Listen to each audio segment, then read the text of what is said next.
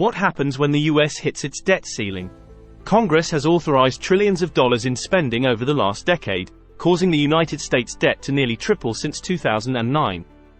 Over that period, the Treasury Department's ability to borrow money to make payments on that debt has repeatedly run into a congressionally mandated limit on borrowing known as the debt ceiling.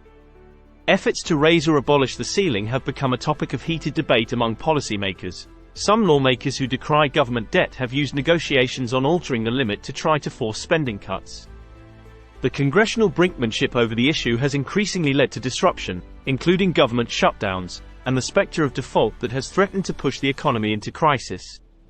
With the issue again on the table in 2023 under President Joe Biden and a Republican-controlled House of Representatives, economists are warning of catastrophic consequences if the Treasury Department can no longer pay the nation's debts. So what is the debt ceiling? The debt ceiling, which Congress established in 1917, establishes the maximum amount of outstanding federal debt that the United States government may accrue. Both the overall national debt and the debt cap were $31.4 trillion as of January 2023. Since 2001, the government has spent an average of over $1 trillion more year than it has taken in through taxes and other sources of revenue. It must borrow money to continue financing the payments that Congress has already authorized in order to make up the gap. As choices to spend money are made separately, congressional action to raise the debt ceiling does not increase the country's financial obligations. Both houses of Congress must vote in favor of the modification with a majority in order to raise the debt ceiling. So, if the United States breaches the debt ceiling, what would be the consequences? The debate over the debt ceiling has caused economists such as CFR's Roger Ferguson to consider the once unthinkable prospect of a US default. That is, Washington declaring that it can no longer pay its debts. Some experts say that would herald chaos for the US and global economies.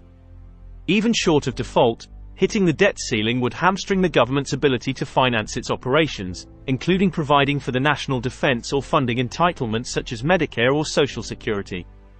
Potential repercussions of reaching the ceiling include a downgrade by credit rating agencies, increased borrowing costs for businesses and homeowners alike, and a drop-off in consumer confidence that could shock the United States financial market and tip its economy, and the rest of the world's with it, into immediate recession. Many economists and policymakers contend that the federal debt ceiling is anathema to sound fiscal policy, calling it unwise to inhibit the government's ability to meet already legislated financial obligations.